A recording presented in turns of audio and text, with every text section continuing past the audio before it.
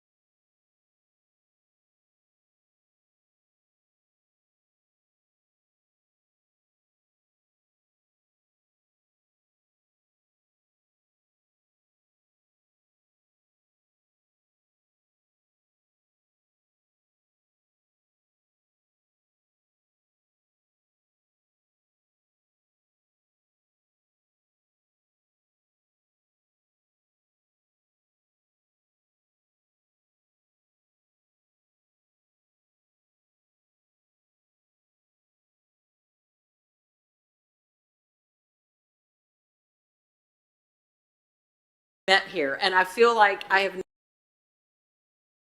have. She will be missed. And Dr. Nichols, how impressive of a record here, and congratulations on very soon, fingers crossed, right? We'll make you a faculty emeritus. But in all of these instances, to Jim and Tammy and Ed, this is your home. And for Jim to say he will miss graduations, come on back. They're still doing it every so often.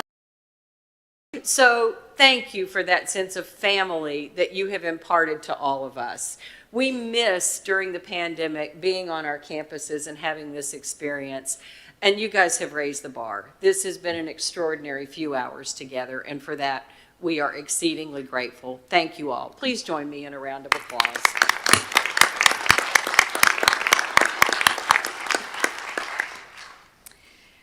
So with that, Chancellor, let me call on you for any opening remarks. Well, just to reiterate everything that you have said so graciously there, I am in full agreement that Chattanooga State has raised the bar for everyone. This has been an exceptional 2 days, and we are so blessed to have been with you. I want to say thank you to all of the volunteers that helped make this happen. You've done an outstanding job, and it's been such a pleasure to be able to speak with you and have time with you here today.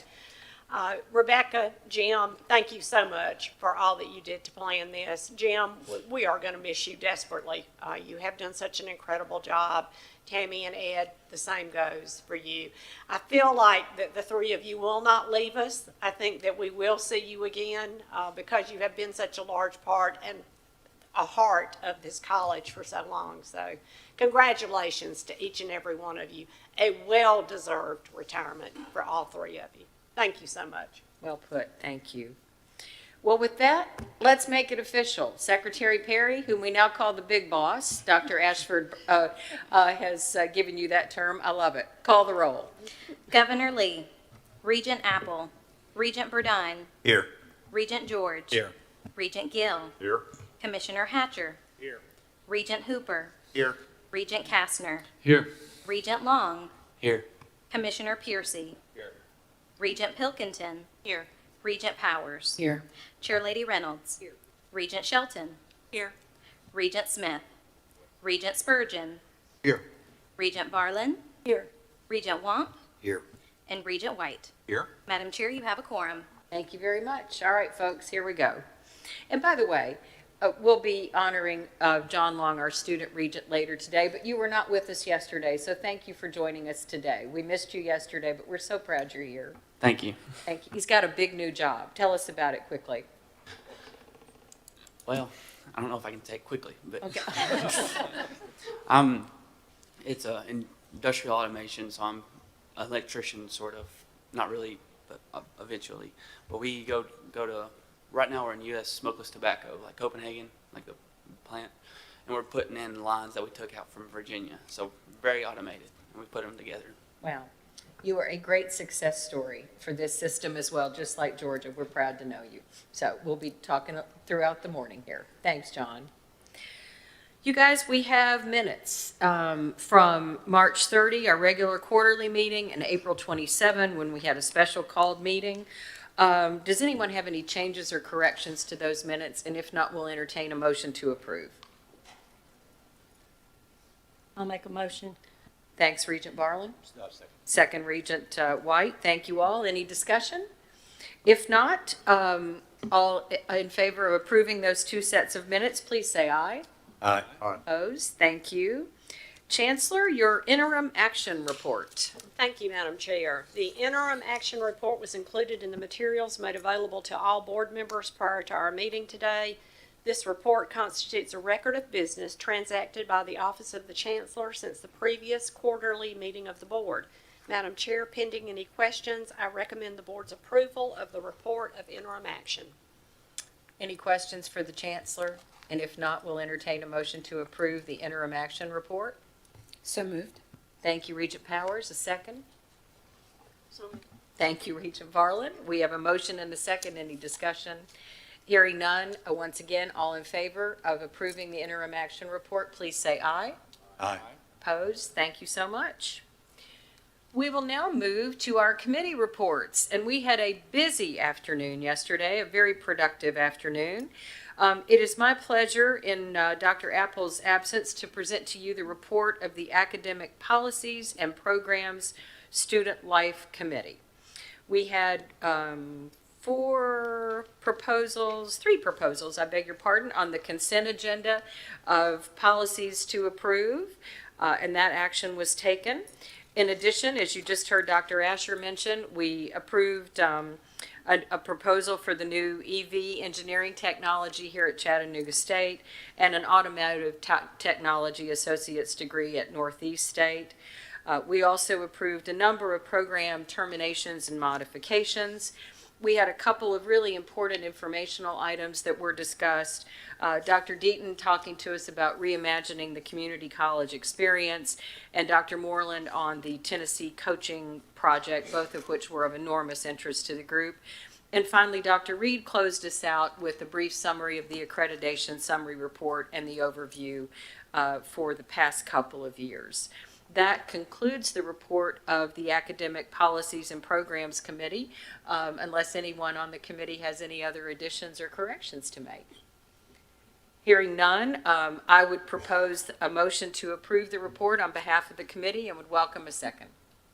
Second. Thank you both. Any discussion?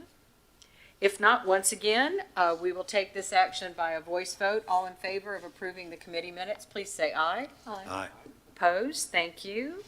Chair Varlin, coming your way next. Yes. The External Affairs Committee met in public session yesterday to review reporting on the following items.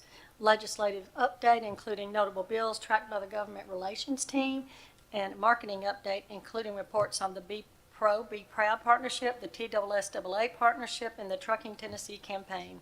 Madam Chair, this concludes my report, and I move that the board approve the report of January 15th, 2023 meeting of the Committee on External Affairs as presented. Thank you very much. Do we have a second? Second. Thank you, sir. Any discussion? The only thing I'll say is that was a really brief report for something that was a whole lot of fun and encouraging. You're right. That's right.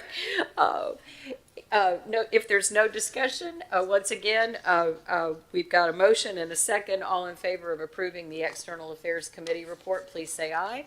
Aye. Opposed? Thank you very much. Regent George, Workforce Development. Thank you, Madam Chair. The Workforce Development Committee met in a public session yesterday to review reporting on the following items: statewide truck driving programs update, Blue Oval City update, and we look forward to further update from the Chancellor this morning. EV-related statewide grant initiatives, highlights from the TBR College of Workforce offices. Madam Chair, this concludes my report. I move that the board approve the report of the June 15, 2023 meeting of the Committee of Workforce Development as presented. Thank you, sir. We have a motion. Do we have a second? I'll second. Thank you, Regent Burdine. Once again, a very positive meeting. Any discussion? Hearing none, all in favor of approving the minutes of the Workforce Development Committee, please say aye. Aye. Opposed? Thank you. Regent White, you did some numbers work yesterday. My turn.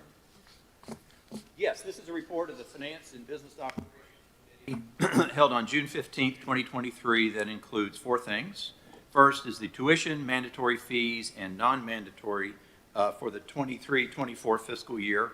Excuse me. Second is the funding for operations for the 23-24 fiscal year.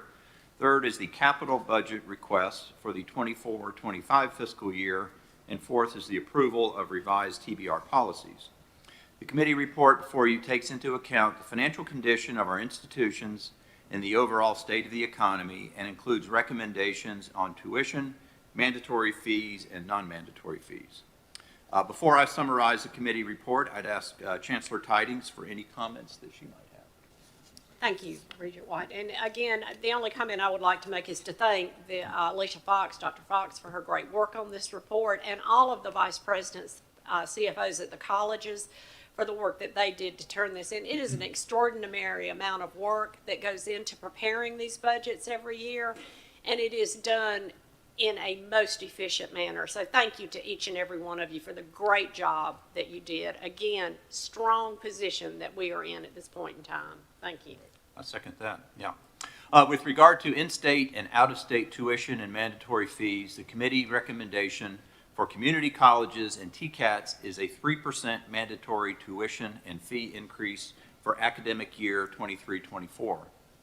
With regard to non-mandatory fees, the committee recommendation is to approve the elimination of 4 fees at 2 community colleges that are no longer applicable or relevant, and the addition of 2 fees in the welding and aviation area at 1 community college to support the increased already high cost of program operation. Please note that the campus online fee continues to be suspended for the 23-24 academic year. In its report, the committee also recommends approval of the operating budget for community colleges, TCATs, and the system office totaling $1.39 billion for fiscal year 22-23 and $1.29 billion for fiscal year 23-24.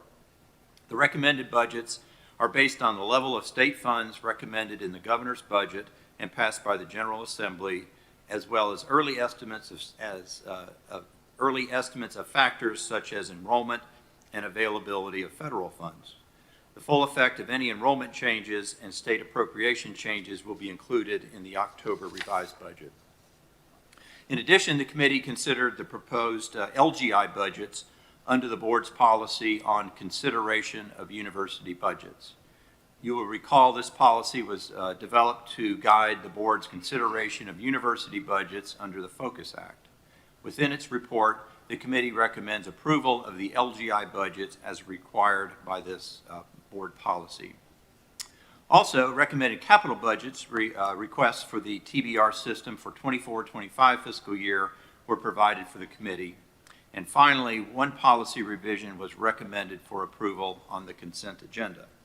As committee chair, I move the board approve the report of the June 15, 2023 meetings of the Committee on Finance and Business Operations, which includes tuition, mandatory fee, and non-mandatory fee recommendations for 23-24, the operating budgets for fiscal years 23-24, capital budget requests for fiscal year 24-25, and the policy revision as presented. Thank you, Regent White. We have a motion from the committee. Do we have a second? Thank you, Regent Varlin. Any discussion? Hearing none, we will need a roll call vote on this item. Regent Burdine. Aye. Regent George. Aye. Regent Gill. Aye. Commissioner Hatcher. Aye. Regent Hooper. Aye. Regent Kastner. Aye. Regent Long. Aye. Commissioner Piercy. Aye. Regent Powers. Aye. Chair Lady Reynolds. Aye. Regent Shelton. Aye. Regent Spurgeon. Aye. Regent Varlin. Regent Wamp. Aye. And Regent White. Aye. Motion carries. Thank you very much. Regent Powers took a speed dating yesterday afternoon as she moved through the Personnel and Compensation Committee agenda. Your report, please. Thank you, Madam Chair. The Personnel and Compensation Committee met in a special called meeting on May 31st to review and approve the system-wide compensation strategies, and in regular session on Thursday, June 15th, 2023, to review and recommend approval of the following 11 items. Proposed revisions to several policies as reviewed at the committee chairs meeting, President Emeriti contracts, Faculty Emeriti contracts, or not contracts, just Faculty Emeriti. Tenure and promotion recommendations for Tennessee Colleges of Applied Technology, tenure and promotion recommendations for community colleges, faculty promotional increases, executive incentive payments, amended compensation plans for Nashville State, Northeast State, and volunteer state community colleges, institutional requests for compensation plan payments from the state salary increase pool, evaluation of the chancellor, and finally, chancellor compensation plan payment.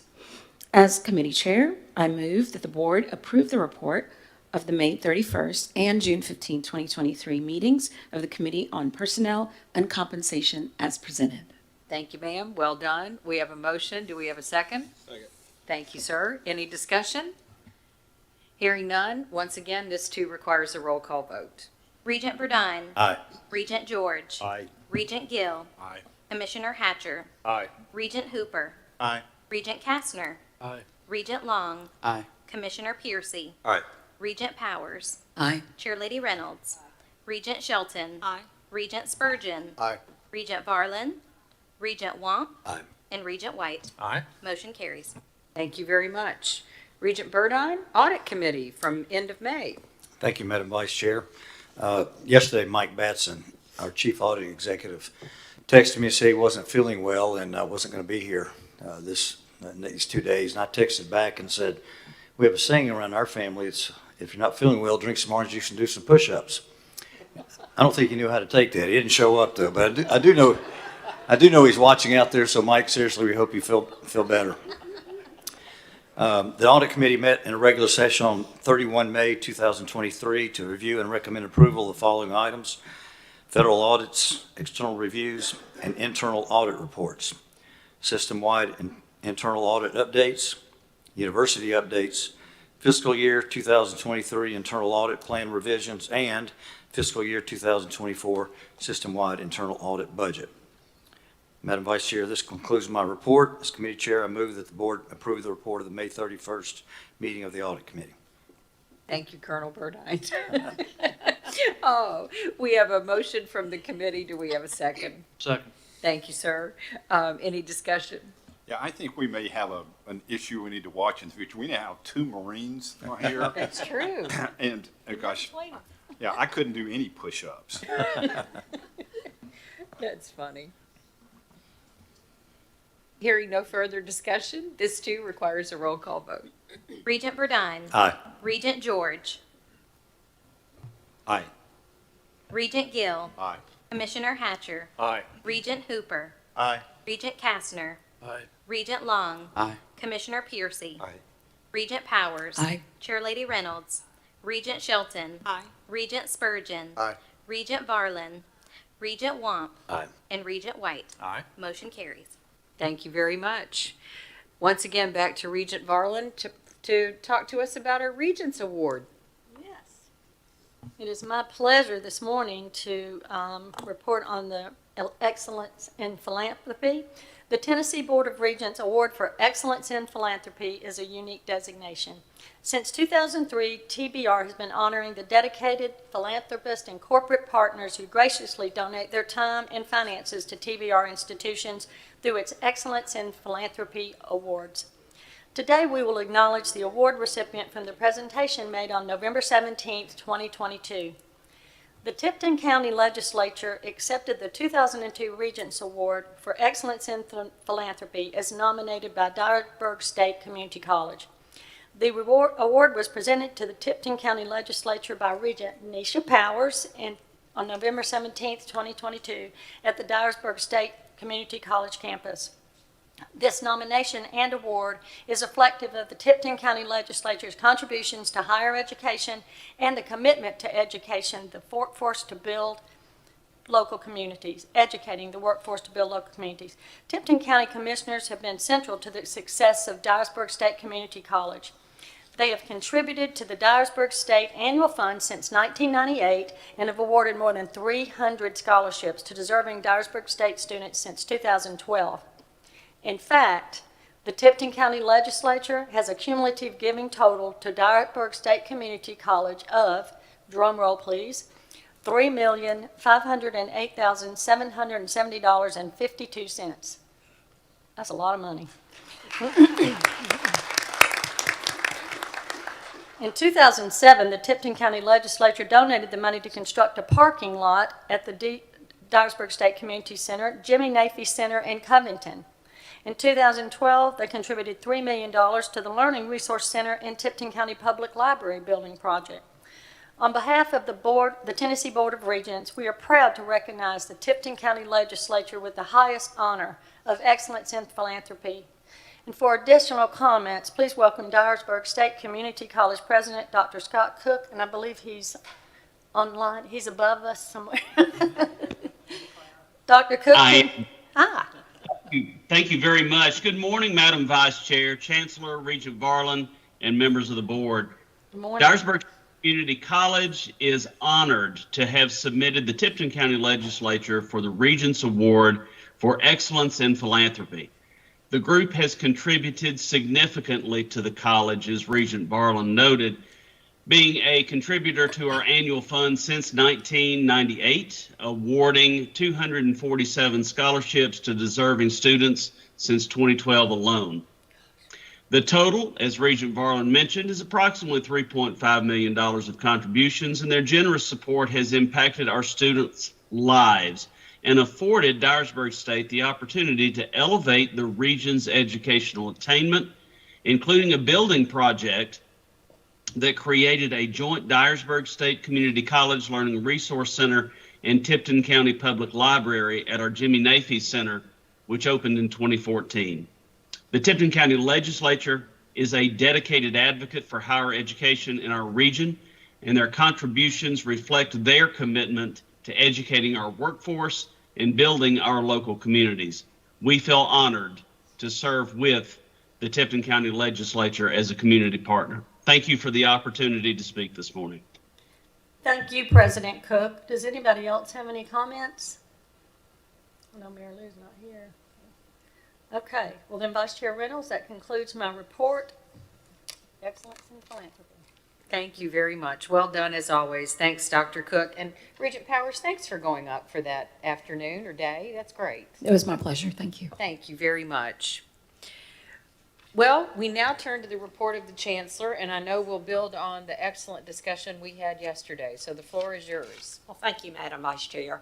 I do have three major priorities that I'd like to give you an update on today. They are our equity-focused completion initiative led by the Office of Organizational Effectiveness, our system-wide TCAT master plan capital projects led by our Office of Facilities Development, and the new Blue Oval City TCAT campus led by TCAT Jackson and the system-wide Center for Workforce Development and Facilities Development.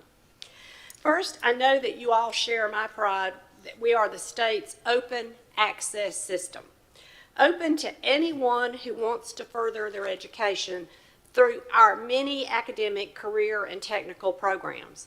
On any given day, the students on our campuses reflect the diversity of our state in ways that few other places do, especially institutions of higher education.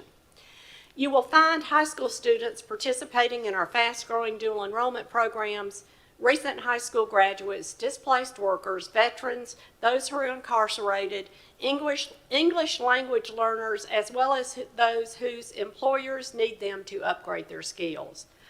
Our job is to provide access to programs that citizens, communities, business, and industries need, and then to support our students toward completion of their coursework and their credentials.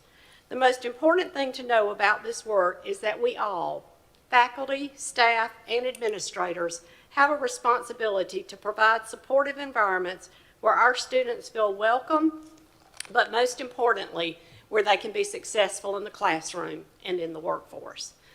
One critical element of the system's completion agenda is the use of data to identify groups of students who may need targeted assistance or support to increase the likelihood of their success to completion.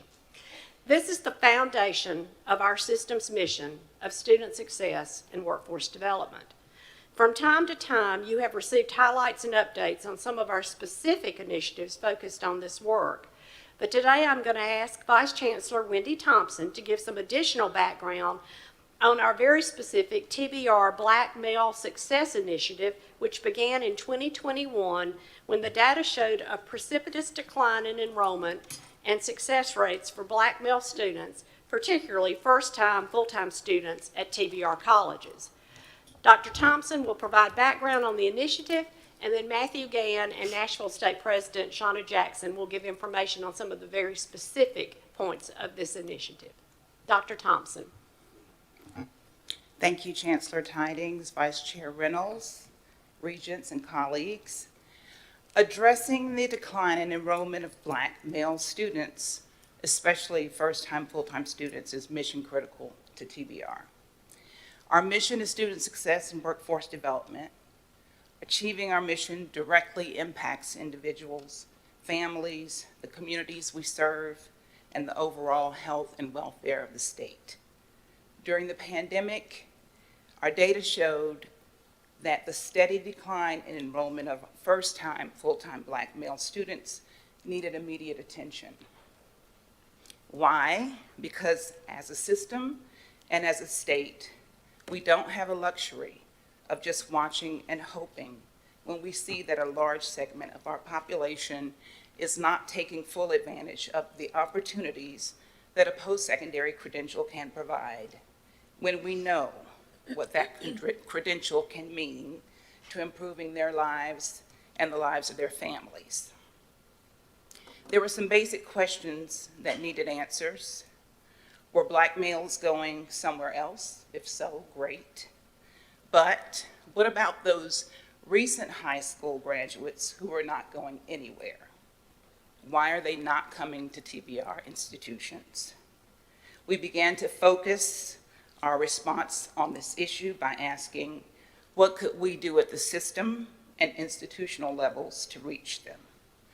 We moved forward with some foundational understandings. First, we would not presume to know all the answers. Second, we would not just double down on what we had been doing and hoping for a different result. Third, there's obviously no silver bullet or quick fix. What have we done? To try and understand some of the issues and opportunities around this complex and multifaceted issue, we have had honest focus group conversations with current students about what might help, and we sought to know more about what potential students think about TBR. We've engaged with community and business leaders, educational partners, and other stakeholders who recognize this as an important issue, not just to us, but to them as well. And we are utilizing technology. This morning, we'll share information about two specific efforts that are underway. Matthew Gann will talk about a system office initiative around effectively communicating with and engaging potential students about opportunities at TBR colleges. And Dr. Shauna Jackson will talk about Nashville State's holistic efforts to engage a broad base of community stakeholders in making a difference. Dr. Thompson, as they make their way up, I just want to make mention of one individual, and some members of our board may well know this person, and others may not, but I just want to reflect for a moment on our history and how we got to this point on this important issue. We have a former board member who subsequently went on to serve on the Middle Tennessee State University Board. His name was Daryl Freeman. And it was just about this time last year that we lost Daryl. He was a wonderful human being, never met a stranger, very successful businessman, a Chattanooga native. And he was one of those young Black males years ago who did kind of fall through the cracks. But with his own persistence and commitment and a lot of help along the way, again, he not only ultimately finished his college degree, but went back to his alma mater to serve on its board.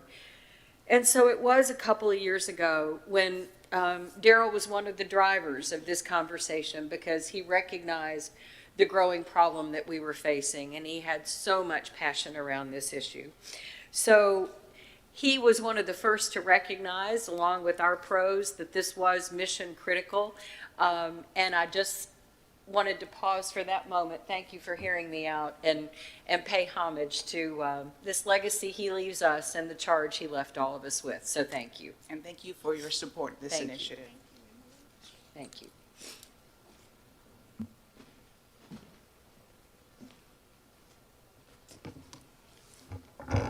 Thank you for bringing that up about Daryl. He's good people and lots of amazing conversations in that hospitality room at these board meetings. So I do promise you the curtain is not going to move. There's nothing back there today. So this is going to be a little bit more straightforward. Good morning. Thank you. Thank you, Wendy, for the introduction, members of the board. With any marketing project, we first attempt to know as much about our audiences as possible. We look at data trends both within our own colleges, and thanks to our amazing data team for the data that they provide with that, and the state and national data. And we identify how best to reach each audience. And reviewing and studying those trends also allows us to find gaps in our data, and often points us in a direction where we do some pilot studies on my side of the marketing house or other research projects. For some on this board, you'll remember we've done studies for community college perception and media preferences for our current students in the past. For the Black Male Success Initiative, we did a pilot campaign in 2019 and 2020 where we geofenced churches, business, and communities that were majority Black or Black serving in West Tennessee, and delivered a series of ads related to telling a story of the benefits of community colleges and promoting a campus visit for Black men. The pilot metrics were above industry standards, and we tracked those students to campus visits, but enrollment remained the same or declined. From our perspective, the potential students we were targeting were interested in our message and the education, and even engaged with the message by taking action, but ultimately didn't enroll. So this brought us to propose a mixed method study to gain insight into what Black men in Tennessee thought of higher education, specifically community colleges, so we could propose programs, including marketing, to close that gap between the message, engagement, and enrollment. We planned the study, and right when we were planning to start it, COVID. It's hard to get into high schools and community centers when everything is shut down, and especially harder when the data shows communities of color are more affected. So we had to pivot multiple times post-COVID, being met with roadblock after roadblock, unfortunately, including school systems implementing IRBs that were extremely time-consuming and expensive and difficult to navigate, and very rightfully so protective of the students in the schools. But we're not giving up. If you know me, you can ask Dr. Thompson, Dr. McCormick, and even the Chancellor. I'm pretty persistent. So we must reach and engage with this population to meet our goals for higher education attainment in Tennessee, especially in West Tennessee. So we plan to replicate our 2020 pilot program, expanding to targeted colleges in other parts of the state, specifically Chattanooga, Memphis, and Knoxville, and compare the data with that of the pre-COVID and determine if the messaging is still applicable and if we're getting similar results for that data. So at this point, we can regroup to determine if a perception study is still needed for our messaging, and combined with other ongoing efforts in this initiative is yielding positive results enough to expand the pilot into an ongoing campaign for Black men. So I'd be happy to answer any questions. All right. Well, thank you very much. Thank you, Matthew. Shauna's on her way up. There she is. Dr. Jackson. Well, good morning, Vice Chair Reynolds, members of the board, and Chancellor Tidings. I want to thank Vice Chancellor Thompson for the invitation to talk about the work that is happening at Nashville State focused on Black males, which is not separate, but embedded into our Vision 2030, a student-ready college strategic plan. Nashville State is the most racially diverse community college in the system. only 52% of our enrollment is white, 27% is Black, and our Latino population is 10% and growing. As such, we have a bold vision to lead the nation in achieving equitable outcomes for our diverse community of learners. And when we look at our data by race, we see large gaps in outcomes for students, with our Black males consistently performing the lowest in terms of persistence, retention, and completion. Let's look at graduation rates as an example. Our target by 2030 is a 3-year graduation rate for our first-time, full-time students of 30%. When we set this target in 2020, we had a 3-year graduation rate of 19%. Breaking down the 19%, we learned white males had a 24% 3-year graduation rate. But our Black males were 6%. You heard me correctly, and it's been single digits for quite some time. It's completely and totally unacceptable. We understood immediately as a college, we cannot get to 30% or any of our other targets without addressing Black males. And we believe this work will have a positive impact on all students attending Nashville State, and it will accelerate our Vision 2030 efforts to significantly improve our student outcomes overall. Black males have also impacted college enrollment. The decline started before COVID, but dropped dramatically during. In 2015, Nashville State served over 1,000 Black men, but in the last 2 years, we have enrolled just over 600. Nashville State cannot do this work alone. Our BMSI work expanded to our community and industry partners because we truly believe that increasing the enrollment, retention, and completion of Black males will benefit the greater good.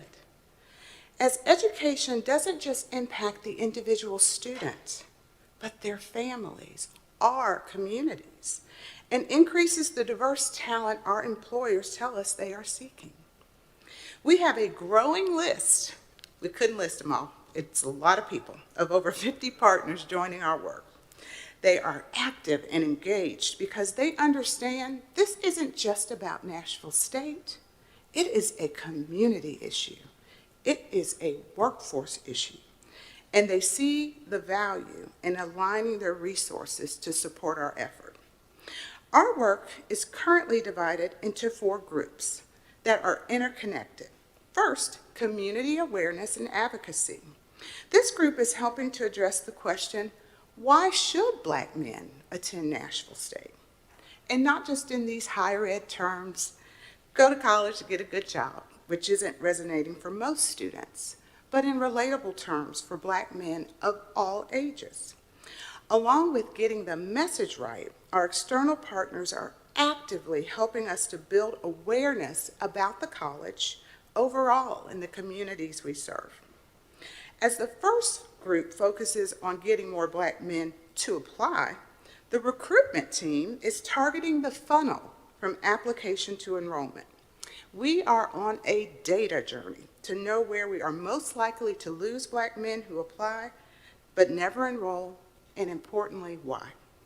This group is also reviewing our current policies and practices to see where we as a college may be creating barriers for students. The Completion and Success Group is taking the next part of the student life cycle, another data journey to identify from the moment of enrollment, what happens? When are we most likely to lose Black men? And importantly, why? This group is also focused on understanding from Black men. What support do they need to persist and complete? And the last group is focused on identifying resources to support the efforts through grants, partnerships, and fundraising. Currently, when we look at the college as a whole, we have 3 organizations that are most aligned to supporting Black men. The first is our Black Male Bridge Program with Austin Peay State University. This is unique to our Clarksville students. From the very first semester at Nashville State, our black male students are connected to black male Austin Peay students in their Black Male Achievers and Success program. Our students get access to Austin Peay's facilities, and they can attend athletic games and events on campus. It is still in a pilot phase, but it is showing promise. CORE is on our White Bridge Road campus. It is open to all, but primarily targeted for people of color. External partners are involved in scheduled programming. And Brothers is on our Southeast campus. Again, open to all, but targeted for men of color. Brothers is focused on helping students feel more connected to the college. We will be incorporating what we are learning from black males participating in these groups as we continue to move forward. Because we know that the student voice is critical to ensuring our efforts are effective and successful. Therefore, this spring, we held our first series of focus groups with black men who attended Nashville State in the fall semester that either continued or we had some that did not come back and talk to us. We had 5 different sessions and talked with a total of 40 students. We are still coding the data, but I will share a few preliminary themes that emerged. What they liked about Nashville State is that we were affordable and convenient. What they didn't like is we do not have athletics or housing. On what is preventing black men from attending, they said people can make good money without going to college. When asked what stopped black men from completing, they felt that life family challenges, finances, and self-doubt were major contributors.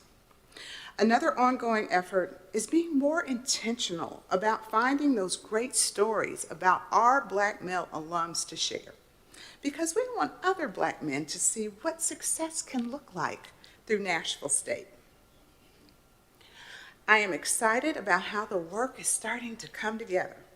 By early fall, we hope to finalize our 23-24 action plans, because we know there is not just one thing we need to do to move the needle, but we also cannot do everything we need to do all at the same time. So we are really being intentional about designing a strategy for the greatest impact. This fall, we are launching a program called GEMS, or Generations of Educated Men. And we're launching this on 4 campuses to provide consistent programming targeted for black men. It is an adaptation of a successful program in one of our area 4 years, and they're working with us as well as our external partners. We will continue with our focus groups to bring in more of the student voice. We are currently working with Metro Nashville and Dixon County schools for fall focus groups. We hope to expand to Clarksville Montgomery schools in the spring.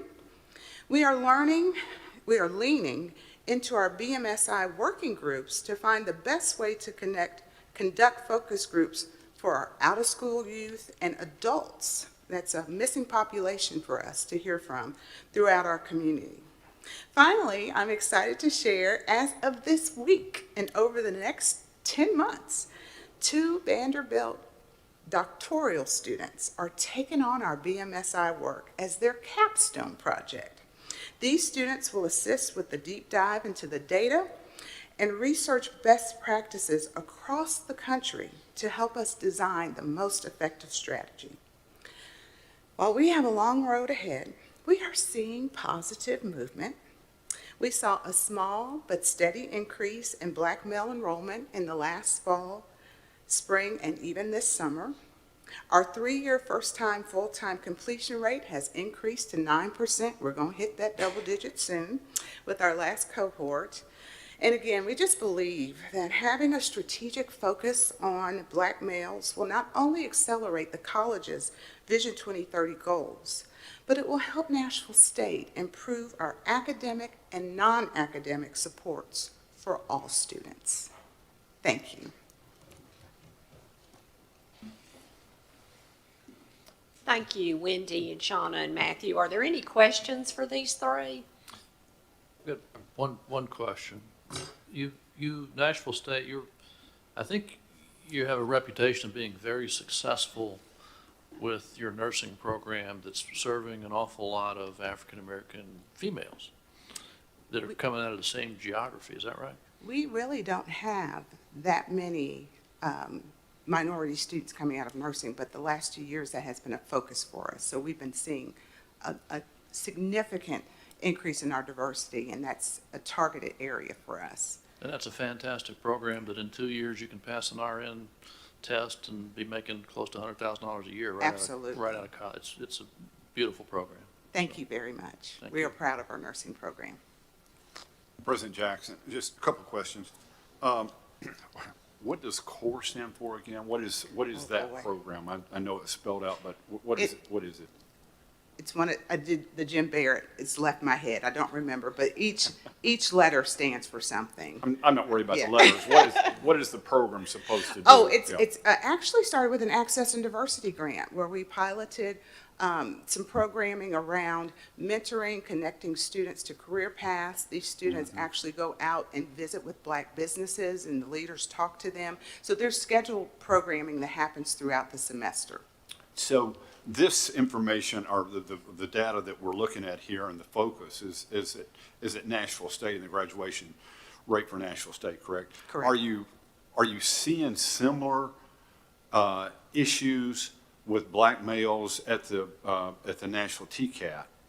I would have to ask my partner and friend, Dr. Nathan Garrett, to address that. Okay, I'm just curious, but, and I don't know what age that we're talking about here, but going back to when I was an 18-year-old, I wouldn't have been successful in community college, more than likely. A TCAT, I might have been, and it's more tangible. So I was just curious as to if we're looking at different type roles, if there's a different curriculum that at Nashville State and different courses and so on and so forth, that all males, I think, maybe relate more to the tangible stuff of fixing an offender on a car or something like that. I just was curious as to if you have any knowledge or any comparison of Not data from on the that. TCAT. I can tell you as we break down our data, the Black men that are most successful are in our STEM programs. If they get in an IT or a STEM pathway, they are more likely to persist and complete. And so we're really looking at how are we bringing them in? How are we doing career counseling on the front end to get them into the right path? So a lot of what we're hearing from our Black men is more of, especially the adults, I never thought I could do it. I wasn't encouraged to. We're seeing a lot of good, strong reconnect stories of students coming back to school because now they're ready. One young man told us a story of, he just really wanted to go to college, but when he was in high school, his mom got cancer and he had to help take care of the family. And so it wasn't until he had a son later in life that he realized, I need to do more. And so he came back to Nashville State taking just 2 classes under Tennessee Reconnect and did successful. It was very successful, and he was able to finish with a 4.0, and now he's working for NES in a supervisory role. Good So for him. it's Yeah. just a matter of really understanding from our Black males what it is they need and trying to figure out as early as possible how to provide those supports. I will tell you from the focus groups, they just simply were glad to be in a room. They were just so thankful that we wanted to listen to what they had to say. And they asked if we could do it more often. So I think we're going to garner some really good information about how to help them. It really isn't a matter of whether or not they can't.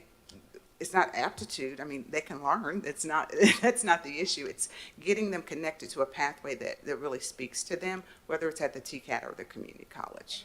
Well, thank you. And Regent Gill, I can respond. I was looking for Matthew, but it looks like he hit it and quit. But a part of his marketing initiative was specifically targeting recent high school graduates and their perception of technical programs. So that was a very specific aspect of that project.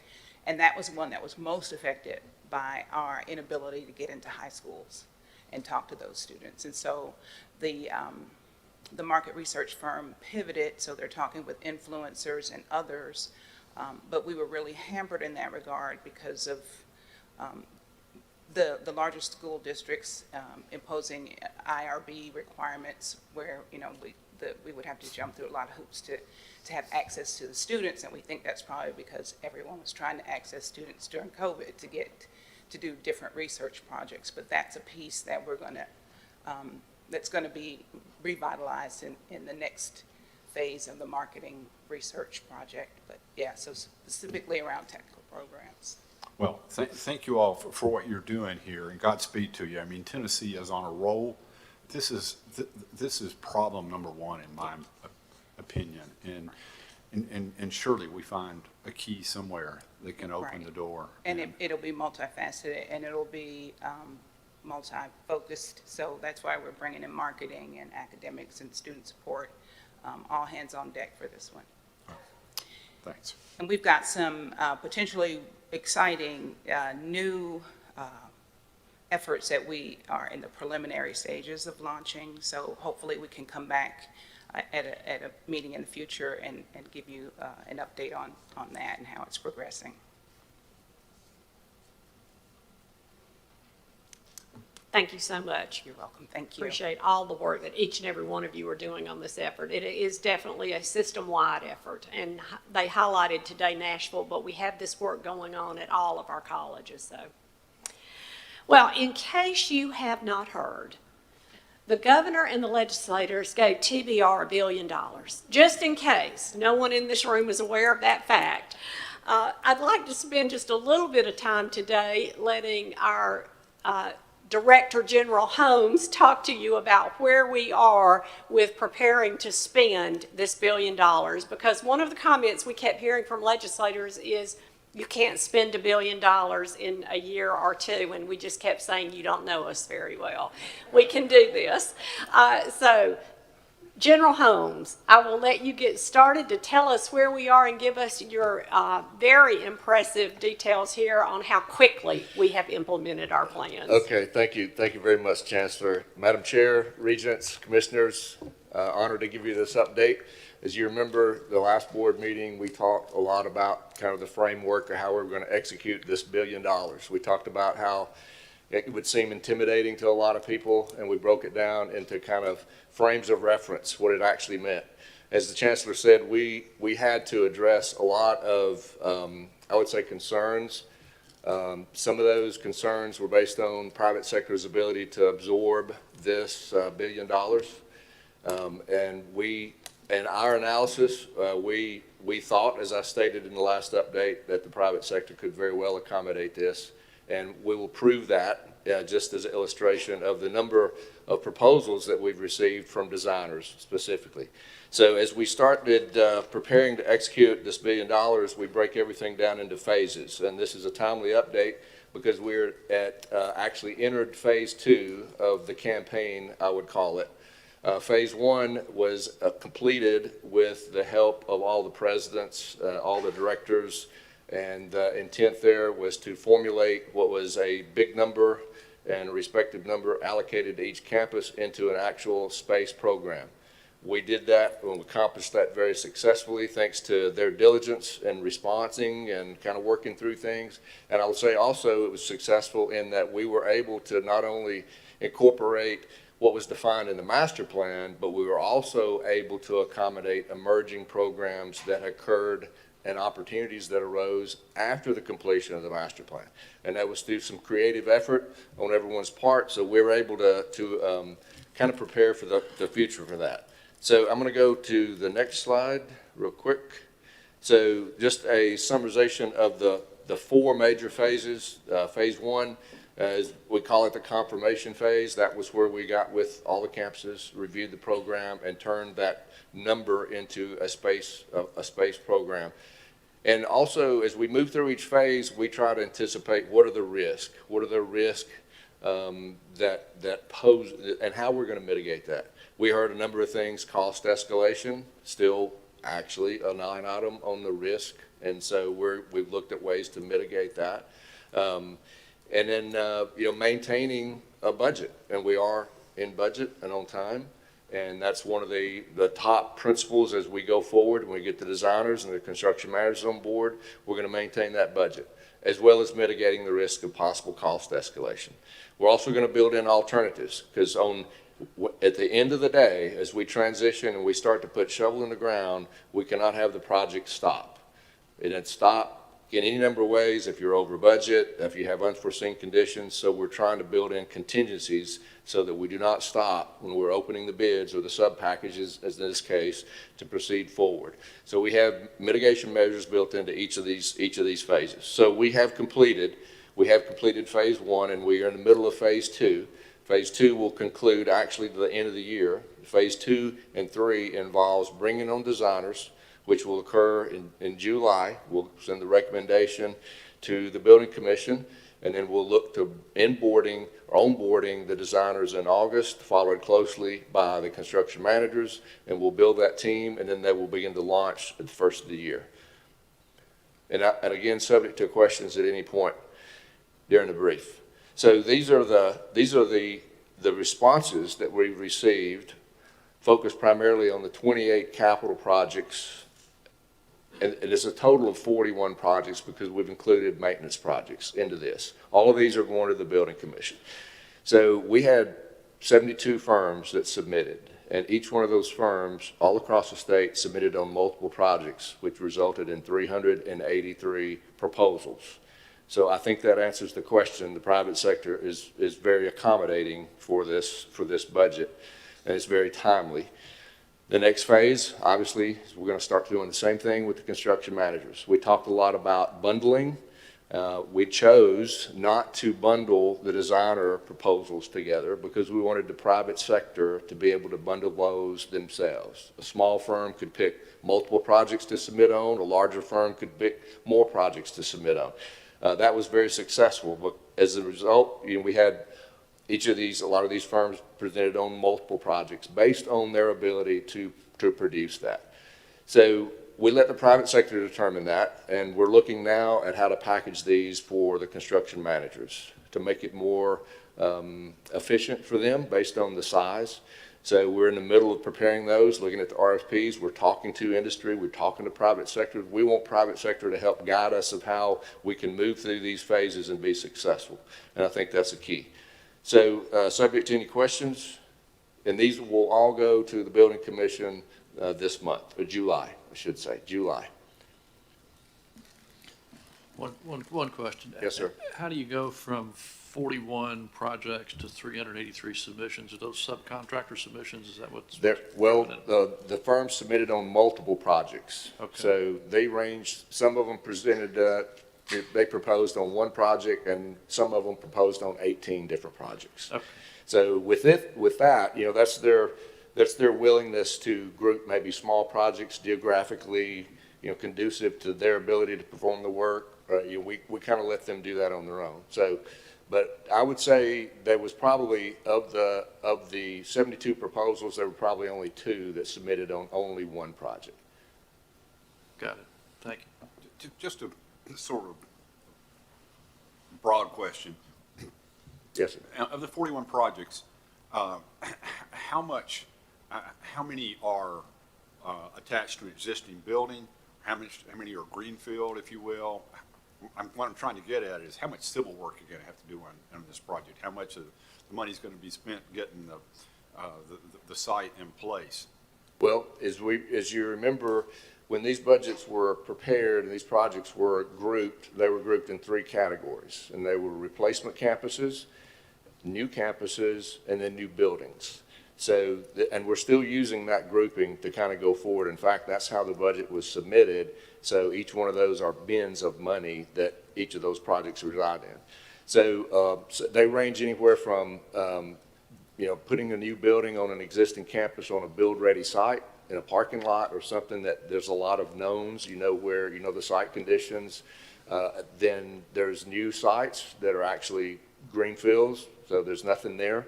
But we can have the conditions so we know what we're dealing with. Most of those parcels have already been identified, have been developed. So those are ideal locations. There's 8 of those new properties, and so we're doing the due diligence currently. to make sure that we have geotechnical, topography surveys, everything that the designer would need to take that project and then immediately start designing it, with the owner, in this case with the campus, to move forward. And so we have a combination of all the above. So there are some that have larger site development conditions than others would have. But for the greenfield, for the 8 specifically, where are you in terms of acquisition on those? Where the locations? Does the state already own some of them, or the site's already been acquired or in the process of being acquired? They're in various states. So some, in many cases, it's a collaboration with a county or a city local government that's either donating the land, but all of those have been identified.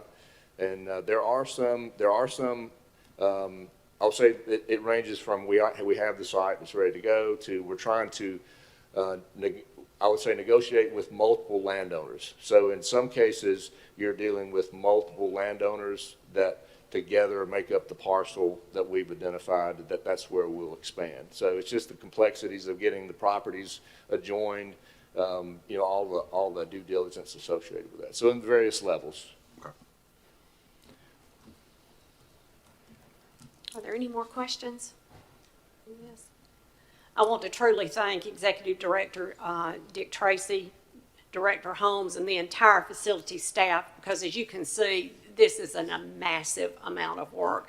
We don't actually get the money in our budget to July 1st, but they have pulled the trigger and are ready to go. The minute the money is in the budget, those proposals will go out for bid.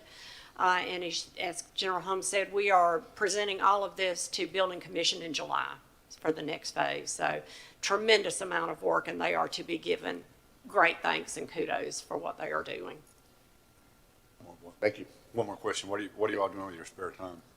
The timeline? What are you doing with your spare time? I would like to try to figure that out. I'd like to have some to try to experiment with it. No, it's good. Hey, the work on my part is really I don't want to say it's reduced, but the hard work, I would say, is getting organized. And you can see, this is an example of the tracker that we use with every project. So we went through every category of budgeting, and we looked through the program to make sure that we could fit the space. If we were under, we were able to move money around and get everything leveled up. It's just really a matter of staying vigilant on each one of these so that we can apply resources if something gets in trouble. And we're going to tilt that now looking toward the construction piece. So we're going to look at the design phases, make sure the designers know the schedule. And it's really the center of gravity is making sure the whole team understands the priorities, the time schedule and the budget. And then get everybody on the team and then making sure that you're knocking down any obstacles, predicting the obstacles, and then tracking it so we can apply the resources where they need to go. So it's all kind of set now. We're just going to kind of just monitor it and push it on down, but we are in budget and on time. And those are beautiful words, and we hope to keep saying those. I love those words. On budget and on time. Thank you so much. Thank you. Well, the other major initiative that we have going on in the state that I know all of you are well aware of is our Blue Oval City campus that's being built. On September 27th, Ford announced the plans for Blue Oval City, the largest and most advanced vehicle production operation in the company's 120-year history. It was Tennessee's largest economic development project to date and put Tennessee in headlines around the world. The state offered an incentive package of nearly $850 million to help Ford locate its $5.6 billion investment at the long-planned West Tennessee megasite. Concurrent with the work of designing and building this massive operation is the designing and development of a supporting workforce development pipeline for Ford and its many vendors. Although the pipeline circles through our community and technical colleges across the region, it will be based at the new TCAT campus, located adjacent to Ford's new facility. The funding for this new campus was a part of the incentive package. Although our work is system-wide and includes senior staff at TBR and workforce planning for Blue Oval City, it is now led locally by Heath McMillan, who you'll be hearing a little bit more about a little later today, and at the system office by Dr. Jeff Sisk, who began the work as TCAT Jackson president and has continued as our executive director at the system office. Under Heath's leadership, we continue to make headlines. Most recently, Site Selection magazine featured the Ford TBR partnership with an article highlighting our work. At this time, I'd like to ask President McMillan to give you a brief update on local TCAT activities, and Dr. Jeff Sisk will wrap up with a quick system-level perspective. Dr. McMillan. Thank you. Vice Chair Reynolds, members of the board, Chancellor Tidings. And as Chancellor Tidings talked about in her update there, this is a system-wide approach to workforce development. And over the past 18 months, we've worked closely with Ford and the workforce development team to incorporate the competencies that they've identified into our programs, not only at this campus, but regionally as well. And as part of the Office of Facilities Development and Dick Tracy and his great team, currently at the site, all footers have been poured. Structural steel is about 45% complete. The last slab on grade will be poured on the 20th of this month. And all grade work is complete, and roofing will start the first week of July. And when complete, we'll see a 120,000 square foot technical education facility that's going to be completely visible from I-40. And we are on track for completion for May 24. And then lastly, the governor's budget did include, as you saw yesterday, $9.5 million for equipment to support the 5 full-time programs that we're planning, as well as space for Ford and BOSK to onboard their new employees. But until that is complete, we have worked on a workforce development plan to continue or to begin the onboarding at regional locations, TBR institutions, to support Ford until that is complete and operational. And I'm going to now turn it over to Dr. Sisk, and he's going to talk about this from a system level as well. Thank you.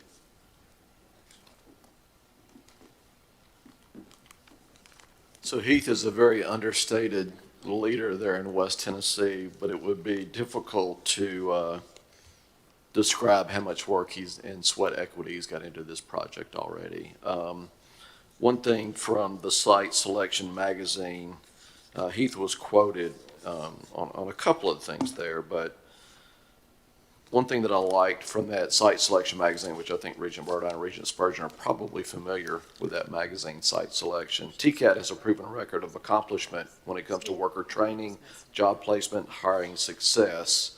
For years, TCATs have delivered results at these rates or better for Toyota, Nissan, General Motors, and Volkswagen, and we will do the same for Ford as well. But one thing I want to emphasize, that this isn't just a TCAT Jackson project. This is a huge project that's going to include every TBR institution in West and even into Middle Tennessee as well. All 3 of our community colleges in the West Tennessee. I'm sorry? Oh, I'm sorry. Oh, okay.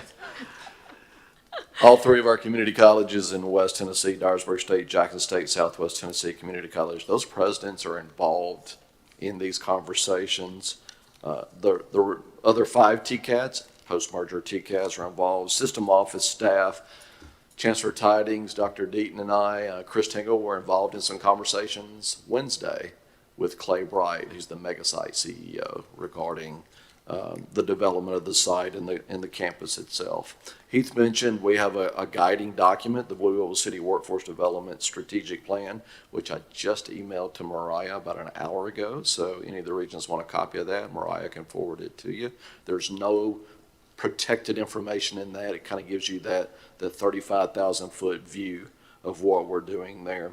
Dr. Deaton's policy and data team are thinking strategically about ensuring that our workforce pipeline, from those high school CTE programs that Commissioner Piercy has, to the dual enrollment programs, to the TCAP programs, community college programs, all those articulation agreements that link everything together, and then our university partners in the area as well. It is a large lift, and it's going to take all of us to do that. This TCAT campus we're talking about is going to be the epicenter of that. Those employees at Ford, SK, and their suppliers will be able to finish out a TCAT credential, a community college degree, and work on a bachelor's degree as well. It will be a regional higher ed center there, so we're excited about the work. We continue to meet with Ford's workforce development team on various aspects of their needs. I've mentioned this before. Their North American Training and Development Manager for Ford literally has an office at TCAT Jackson, and every time I visit, he's there meeting with Heath, talking about what we need to do on a daily basis. So, Chancellor Penning, any questions? I'll hand this back to you. Thank you so much, Jeff and Heath. Are there any questions for these two gentlemen today?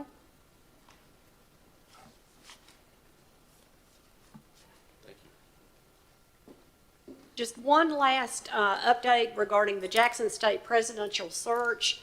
As you all know, Dr. Pimentel announced his retirement, and his last day at the college will be June 30th. The search criteria for Jackson State was approved by the board at a special call meeting on April 27th, 2023.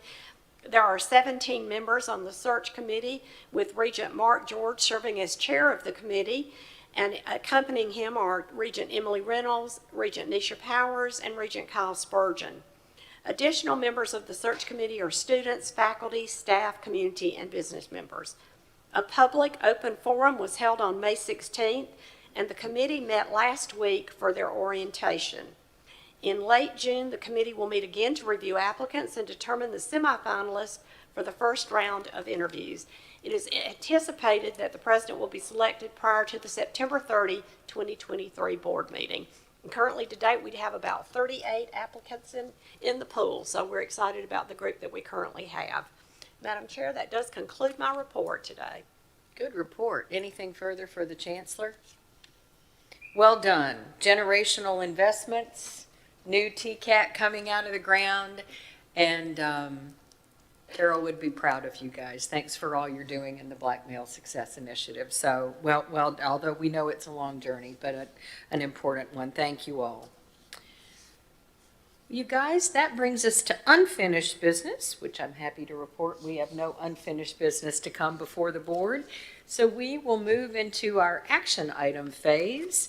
And Chancellor, you alluded to this a moment ago. Let's talk about a president for the TCAT Jackson. Absolutely. A special board meeting was held on April 27th, 2023, and during this meeting, the board approved TCAT Jackson's interim president, Heath McMillan, as the sole finalist for the TCAT Jackson president search based on TBR policy 1.03.03.00, selection and retention of presidents. As you know, Dr. McMillan started as the executive director of TCAT Jackson's Blue Oval City campus in May of 2022, in which he has been doing a fabulous job. So good, in fact, that he was promoted to interim president of TCAT Jackson in October of 2022, when I did ask former president Jeff Sisk to become our executive director for the Center for Workforce Development for the system. Since that time, Heath has continued to do an outstanding job as the interim president, where development of the Blue Oval City campus continues to occupy a significant portion of his time. Heath has been employed within our system since 2018, where he was hired by Northeast State Community College in partnership with Eastman as the director of the Regional Center for Advanced Manufacturing. In 2019, he was promoted to Executive Director of Economic and Workforce Development at Northeast State. Heath is very qualified to be a TCAT president and is uniquely qualified to be president of TCAT Jackson. He has relationships with all of the people necessary to establish the Blue Oval City campus and has proven that he has the knowledge and skills to lead and will continue building strong partnerships for the success of the college. Madam Chair, I am confident that the best person for the job is already on the job, and I am pleased to recommend to you and members of the board Dr. Heath McMillan as the next president of TCAT Jackson. Very good. Thank you, Chancellor. I see a nodding head to my left. Anybody interested in making a motion to approve the Chancellor's recommendation? I think I can sum it up pretty quick. When I found out Heath was moving to Jackson, Miles called and said, you have to do a bunch of push-ups if he comes down. So, yes, no, Heath is, we have worked together ever since he's been in Jackson. In my interactions with the Ford team, lots of compliments on what Heath is doing. Our existing industries in Jackson and West Tennessee also extremely supportive, and this is a great recommendation. So we look forward to continuing to work with Heath. May I take that as a motion? Yes, you sure Thank you, can. sir. I'd like to second Thank that. you. We hate that we lost you, Heath, but I know you had a hard time making that decision to move to West Tennessee from beautiful East Tennessee. But it ended up being a great decision for you, and enjoy watching you do great things, and we'll continue to enjoy watching you do great things. So, We have a motion and a second. Any further discussion? Hearing none, all in favor of approving the Chancellor's recommendation for Dr. Heath McMillan as the next president of TCAT Jackson, please say aye. aye. Any opposed? Dr. McMillan, where'd you go? Congratulations. Do you have anything else you'd like to say? We're just so proud to know you. Well, thank you guys, Vice Chair Reynolds, members of the board, Chancellor Tidings. 28 years ago, I'll try to do this without getting emotional, but 28 years ago this month, I graduated from high school. Also that same month, I started at Northeast State as a first-generation college student in a remedial math class, not knowing if I could do it or not. 2 years later, I completed my associate's degree. And to say technical education has made all the difference in my life would probably be an understatement today. So I could probably stand here all day and thank people who've helped me along the way. And many of those are in the room today. Regent Spurgeon, Dr. Jeff McCord. But thank you to the board and the Chancellor for allowing me to continue to work alongside such a great team at TCAT Jackson. Thank you to all the TCAT presidents and TBR members that have fielded many calls over the last few months and the many questions that I've had as I've worked with TCAT Jackson. But lastly, but most importantly, I want to thank my wife, who's been by my side for the last 24 years in this journey. She's here with me today. So I'll close, and I'm grateful, I'm humbled to be selected as president of this fantastic institution. And I'm excited to continue the work that's made all the difference in my life. So thank you.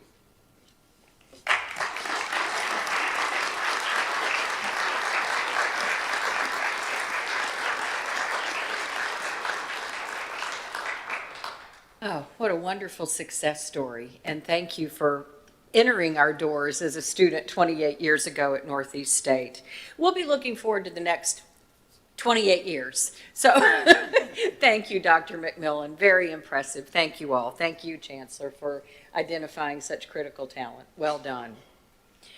So we have one down and now one to go. Absolutely. If I could keep our great talent from leaving, I would be doing a better job. But unfortunately, I have to talk today about President Laura Monk's deciding to retire. A much-deserved retirement, but one that makes me extremely sad. She will retire September 1st, 2023. The search criteria for the next president of TCAT Shelbyville was provided in your materials prior to today's meeting. The criteria is the standard used for all TCAT presidential searches. The only difference is that it was modified with specific information regarding TCAT Shelbyville. Upon approval, the position will be posted and the recruitment process will begin. Madam Chair, I ask for your approval of the criteria. We need a motion to approve the criteria for the next presidency at Shelbyville TCAT. I'm looking at Regent Hooper. So moved. Thank you, sir. Do we have a second? Second. Thank you. Any discussion? Other than to say, Laura, we will obviously honor you at a future meeting, but we respect your decision, but this is a hard one as well. So, but all the best. With that, this will simply require a voice vote. All who will approve the motion for the criteria at TCAT Shelbyville say aye. Aye. Opposed? Thank you very much. And the search will begin. We have a naming request from Roane State. Yes, ma'am. Roane State Community College recommends naming their Knox County campus the Covenant Health Campus. A naming committee was appointed, and the committee unanimously approved this recommendation. Covenant Health has been a longtime employer of Roane State graduates and a longtime supporter of Roane State students. They are the largest healthcare provider in the region, covering 23 counties in East Tennessee with hospitals, outpatient clinics, physician offices, and providers of specialty services such as behavioral health, cancer care, home care, and rehabilitation. Established in 1996 by the consolidation of Fort Sanders Health System, Knoxville, Tennessee, and MMC Healthcare System in Oak Ridge, Covenant Health is governed by a voluntary board of directors made up of community leaders and medical professionals.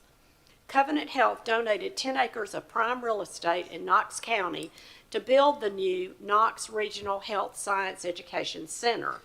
This generous donation will allow Roane State to reach more students and support student success, better serve the community, and provide a skilled workforce for area businesses for generations to come. It is my pleasure to bring this recommendation to the name the Knox County campus, the Covenant Health Campus, to the board for consideration. And I'd like to call on comments from Marcia Matthews, Vice President of Business and Finance at Roane State Community College. Dr. Whaley is unable to join us today. Thank you. Covenant Health support to Roane State includes serving on academic advisory boards with Roane State, as well as partnering on clinical rotations, opportunities for our students needing to complete their degree and enter into the workforce.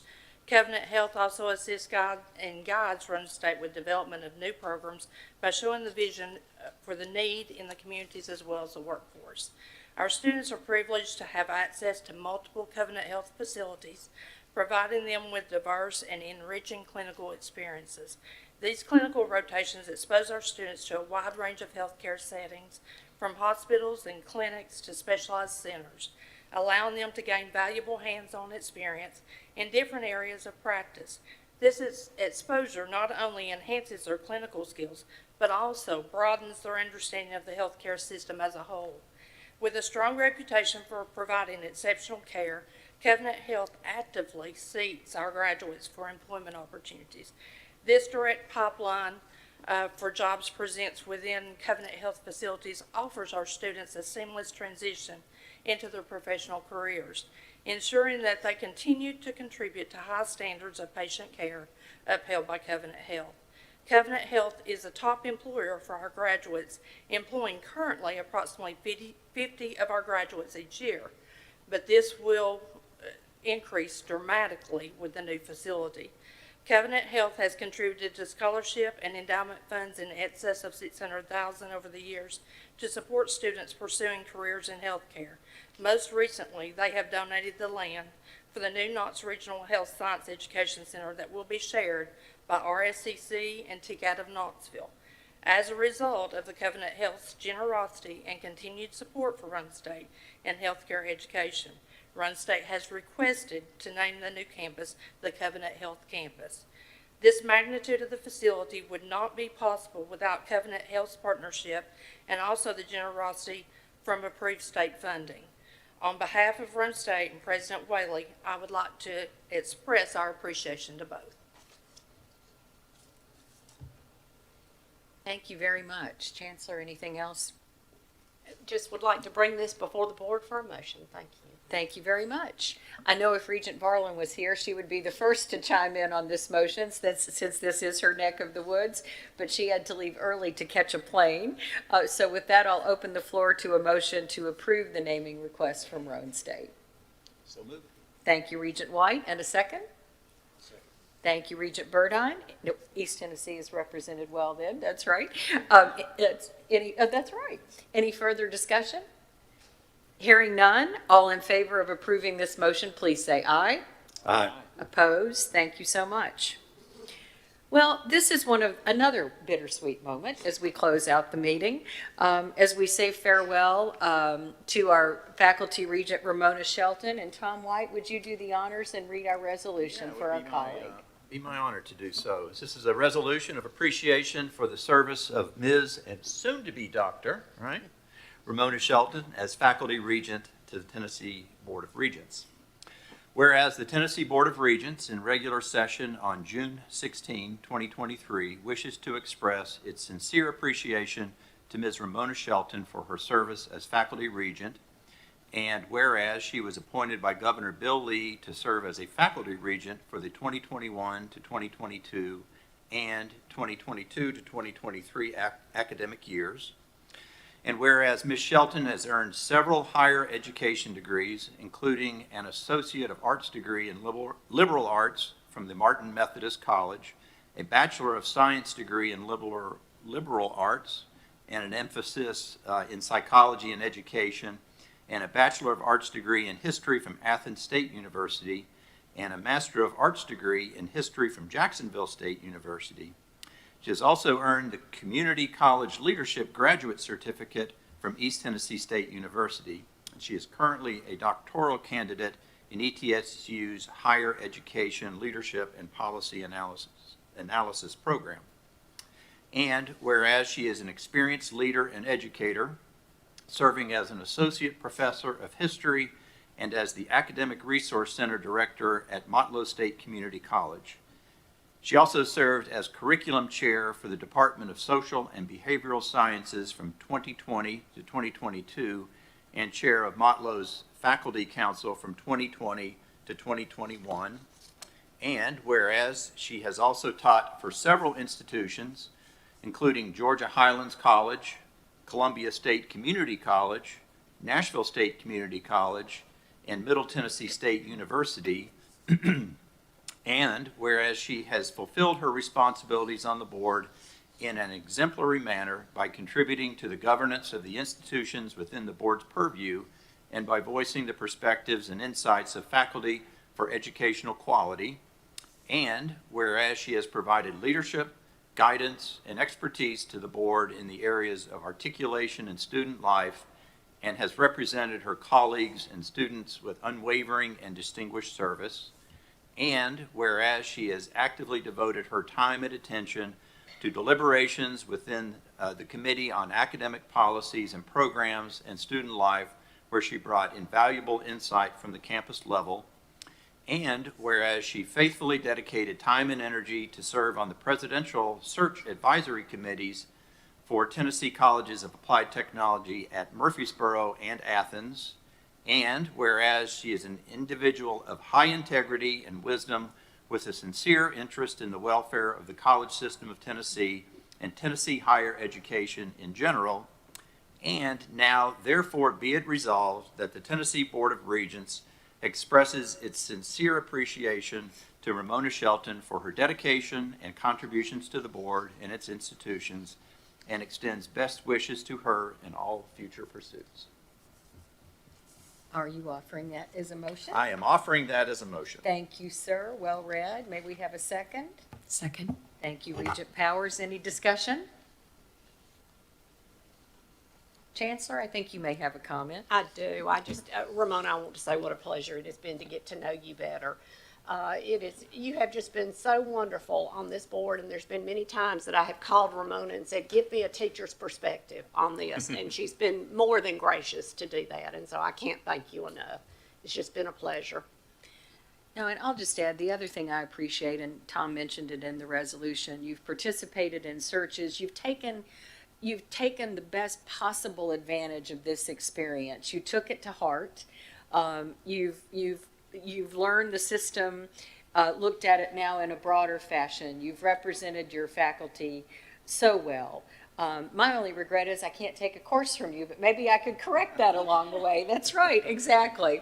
So, but you've been an outstanding representative. It's really, as Chancellor said, it has just been a pleasure to work with you. Thank you. Any other discussion?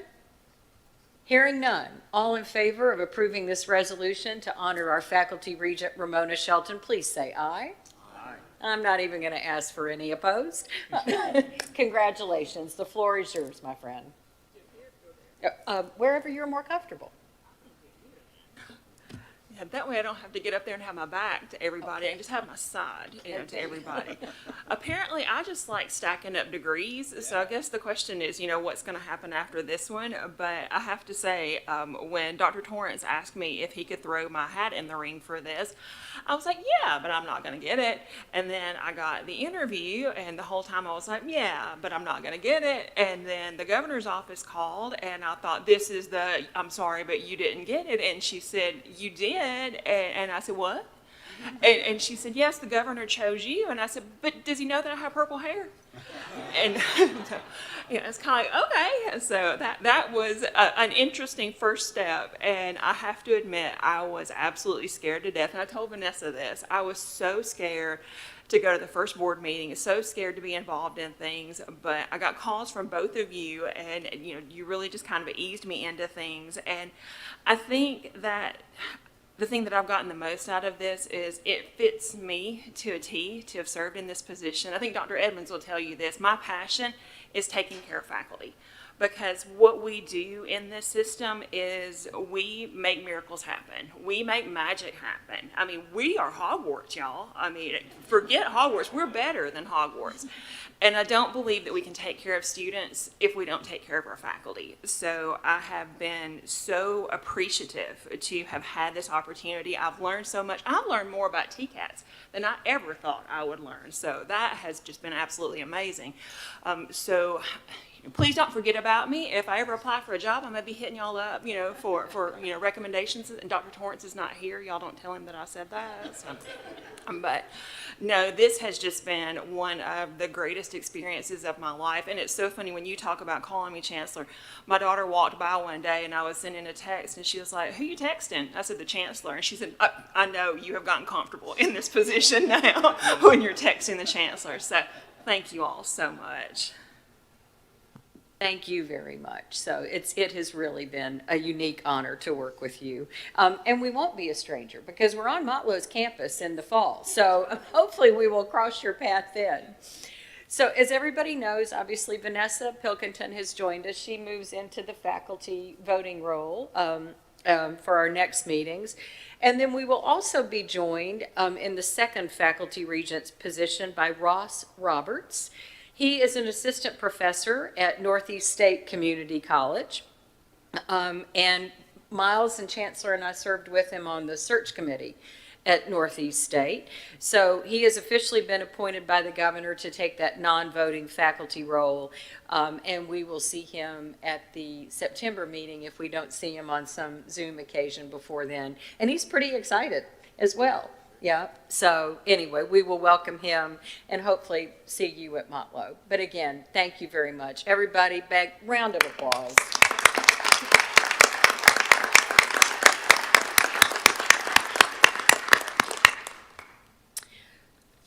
Our second bittersweet moment is our resolution of appreciation for our student regent, John Long. And would Regent Powers do the honors of reading that for us today? It would be my honor, and we missed you yesterday, but I'm glad you're here today, and I'm somewhat biased, I think, to student regents. Just your perspective is so unique to these discussions, so I just so appreciate your input and time. Resolution of appreciation for the service of Mr. John Long as student regent to the Tennessee Board of Regents. Whereas the Tennessee Board of Regents, in regular session on June 16, 2023, wishes to express its sincere appreciation to Mr. John Long for his dedicated and valuable service as student regent. And whereas Mr. Long was appointed by Governor Bill Lee to serve as student regent for the 2022-2023 academic year, and whereas he was a diligent student and leader at Tennessee College of Applied Technology, Hohenwald, where he excelled in a number of academic and leadership activities prior to earning his electromechanical technology diploma, as well as his electrical electronics assembler and electrician helper certificates. Whereas prior to enrolling at TCAT Hohenwald, he graduated from Columbia State Community College with a general transfer degree, and whereas in his role as student regent, he represented the interests, concerns, and voices of more than 100,000 students across the college system of Tennessee. while preserving as a student himself, persevering, maybe not preserving. As a student himself, he took his representative role seriously, advocating on behalf of his fellow students' needs, and whereas he has used his experience and unique perspective to devote his time and effort as a member of the Committee on Workforce Development. And whereas, during his tenure with the board, Mr. Long fulfilled his responsibilities through active and eager participation in board deliberations and contributed greatly to the governance of the system. And whereas he is an individual of high integrity and wisdom with a sincere interest in the welfare of the college system of Tennessee and Tennessee higher education. And now, therefore, be it resolved that the Tennessee Board of Regents expresses its sincere appreciation to Mr. John Long for his dedication and many contributions to the board and its institutions, and wishes him the best in all his future endeavors. Thank you, Regent Powers. Thank you. And you're And offering I- that as a motion? Yes, ma'am. Thank you very much. Do we have a second? Thank you all. Any discussion?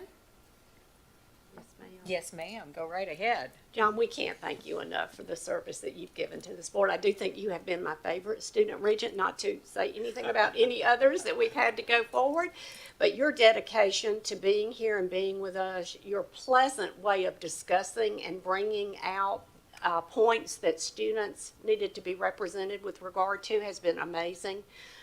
We just really appreciate you, and I know that at one point you even got here with a flat tire through your dedication. So we are deeply grateful for the work that you put out, and I hope that you will continue to be a part of us as we move forward. Thank you for everything. Thank you. Well, and John's parents are with us today. Brent and Debbie Long are at the back. Wave.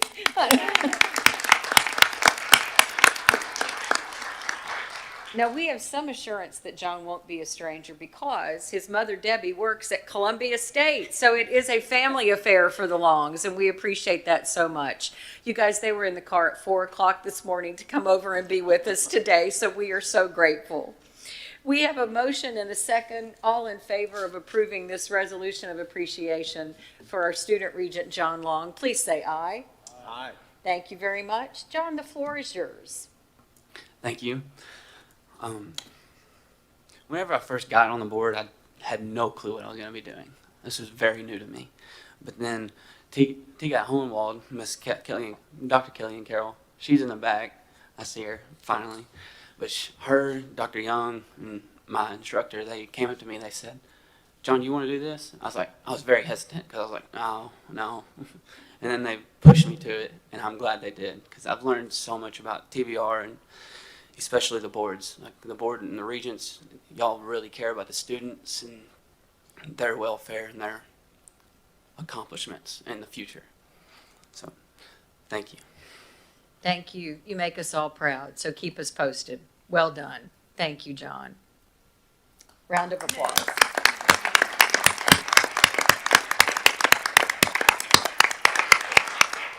And you are a very humble individual as well, so we're very proud to know you. At this That point, humility is well needed here, so thanks for saying that. push-ups. Oh, at this point in the program, I will turn over the gavel, so to speak, to Regent Tom White, please, sir. So it's so to speak on the gavel, I don't actually. No, sorry. Okay, I just wanted to make sure, just for a second there. All right, so it is my honor to call for nominations for, and remind me what your role is? Oh, it's vice chair. Okay, okay. Whatever it is, for vice chair for 2023, 2024. So I'm calling for a motion. Thank you, Regent White. Our Emily she leads with a caring and servant heart. She leads with grace. And she has a lot of wasta across this state. Wasta is Arabic for influence. Just learn something there. She speaks with a confident and firm voice. She leads by example. And I've had the honor of working with her for 29 years on various boards and committees and councils. And most of them she was leaving, and I was honored to have the opportunity to be led by her. And now I have the honor to respectfully offer our Emily Reynolds as the vice chair for Tennessee Board of Regents for at least one more year. Awesome. Thank you, Regent Burdine, and it is now with great fear and trepidation that I call for a second to that nomination. I think we've got a process in place a little bit unique with the blessing of our counsel, Brian Lapps, and I motion to second. Awesome. Thank you. Second. Well, I'm going to double the second then, and I have to say, I want to be Miss Emily when I grow up. So you have this, you talk about the influence that she had. The flip side of that is you have this innate ability to make people feel heard. And I think that's something that is in short supply. So thank you so much. And I'll triple the second. And I just want to say that I know exactly who you are. You are in charge of this board, and you run and facilitate this as a well-oiled machine. So I just thank you for that. Second, third the second, or quadruple it. It's going to get harder when it gets to y'all. You've been amazing as a leader and as an example for those that follow. And as I've gotten to know, a friend of mine says, you know, some people get more beautiful as you know them better. And you're one of those that I've really enjoyed working closer with in the last year. And I just appreciate you. Brian, I guess do I get to second this as well? So I'm seconding as well for all the wonderful things that have been said. Well, I don't get a vote. They don't allow me to vote, but I do have to speak. I get a chance to voice my thoughts on it, to say that I think many of you in this room know that she is the wind beneath my wings. Happy to second the nomination of one of Tennessee's most formidable citizens. I second again. I just don't understand why you're as underpaid as you are, though. I mean, we got $1 billion this year. Surely they could find a stipend for you in there somewhere. It's well deserved. You know, if one is inclined to believe in a higher calling, which I am, you look around every now and then, you just have to understand that God puts special people in special places at special times, and I believe that's exactly why you're here. So as Ramona mentioned, you're an inspiration to a lot of people, so I'm happy to. I think at this point I'm number 8 in this second, so ocho. So I'm happy to make that motion. Putting pressure on me. New wave. You wouldn't even let me do it. So, New Wave second. And it is an honor to serve on this board, but it's even more of an honor to serve under your leadership. And I watch how you run meetings, your interactions with folks, and the way you compliment this team and support the team. And could not imagine serving under anyone else at this point. So look forward to continuing to do that. I would also like to second your nomination. You have a wonderful focus, tenacity, and demeanor, and you're a joy to work with, so thank you. There is something to be said for the proof that comes in the outcomes. And hearing the stories of Georgia today, John, Ramona, Dr. McMillan, there's a lot that has been happening in this system that signals great leadership and a lot of hard work across all the sites. And so from the K-12 space with 1 million kids looking for their next steps, and on behalf of them, it is my honor to also second that nomination. Well, I'm kind of on the fence on this one.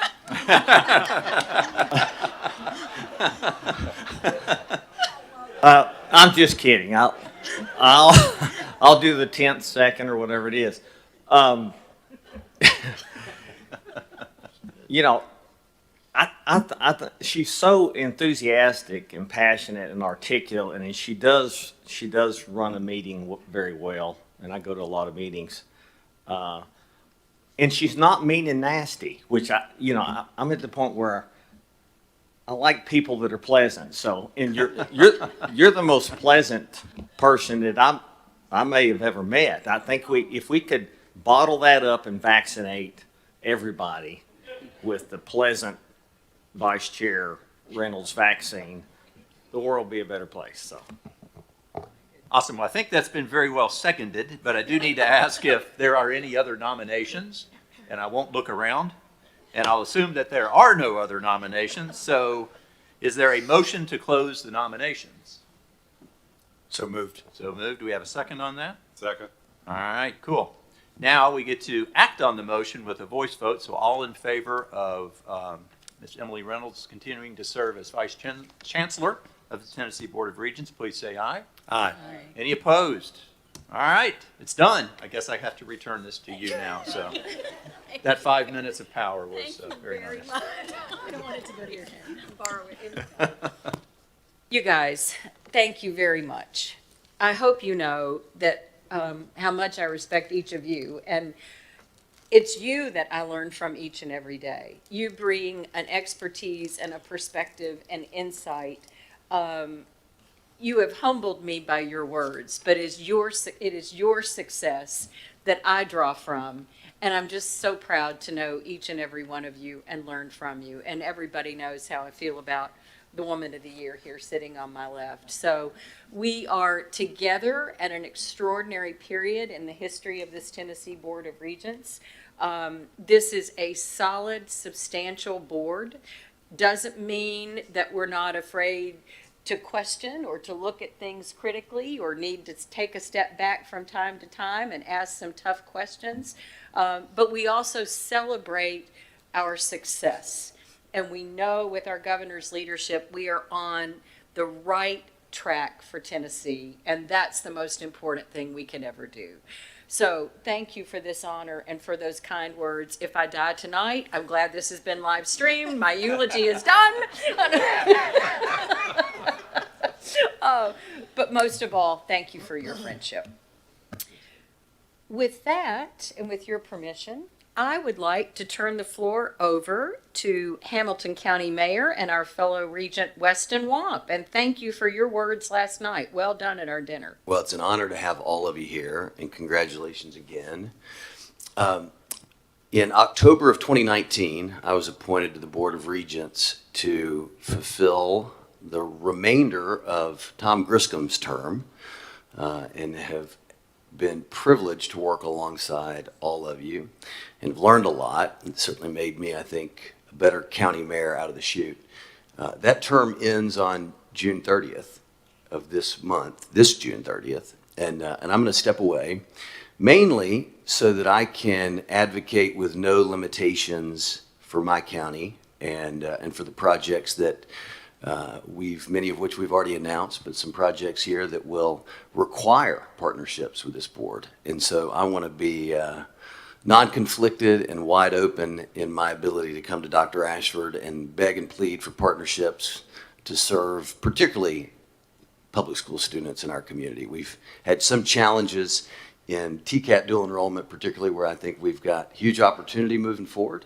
And that's one of the areas where right in the heart of downtown, as I mentioned to those of you at dinner last night, our county is preparing to make a historic investment. And as we do that, the expertise that I've gained on this board, I think will benefit me and the people who live in this county. But I did want to use, sometimes I've seen in my years on the board that regents will disappear. So I didn't want to just disappear. Those of you in Chattanooga will see me all the time. But I'll step away, and there'll be another regent at the next quarterly board meeting representing Tennessee's 3rd District. And the last thing I'd say is at every opportunity, from visiting TCAT Oneida to just repeated visits here, I feel like if nothing else, I served my hometown TCAT and community college well.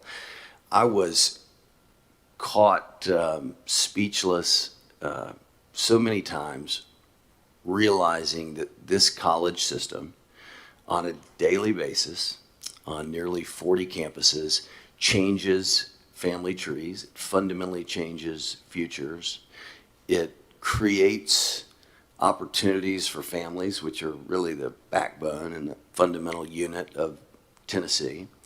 And it's not an overstatement to say that I think our state will go in the next couple decades as this system goes. So I leave that challenge with you. The work here is incredibly important because the way that we support such a diverse group of young people and middle-aged people like Georgia and give a hand up into a dignified profession really has probably more bearing on the well-being of our state than any single institution. So y'all go get them, and I'll be cheering you on from Hamilton County. Wow.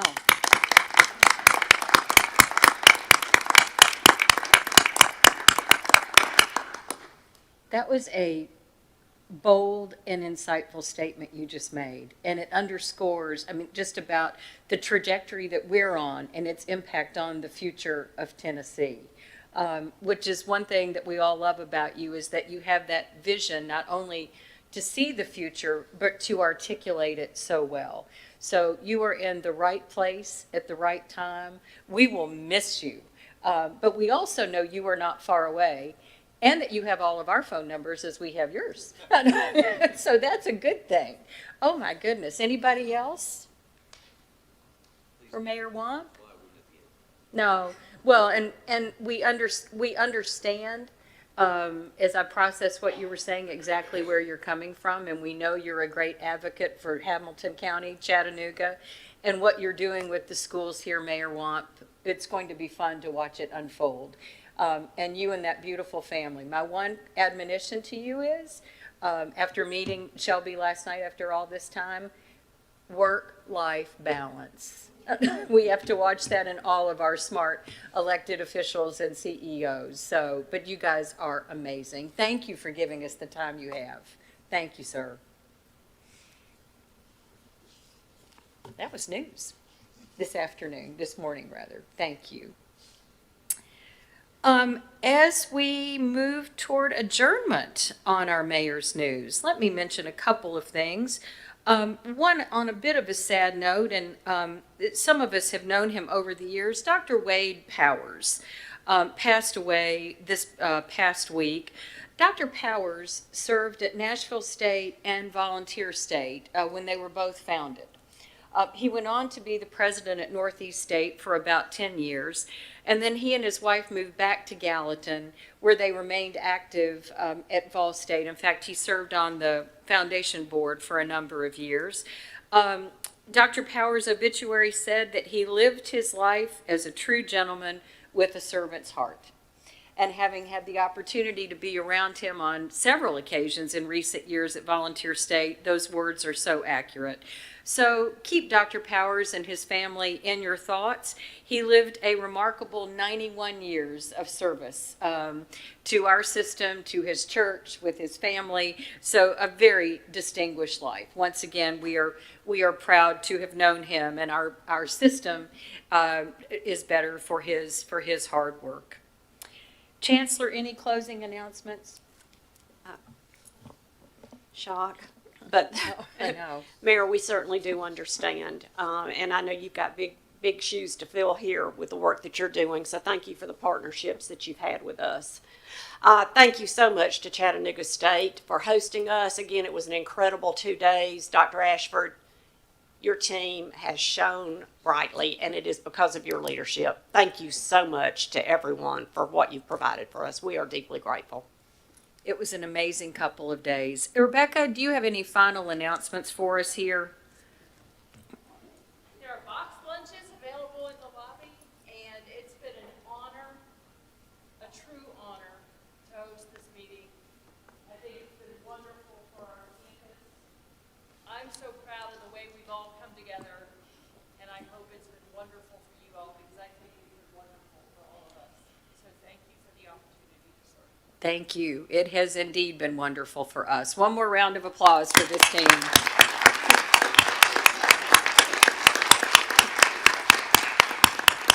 Well, folks, once again, thank you for the honor of working with you and for giving me the chance to lead this remarkable team for the next year as your vice chairman.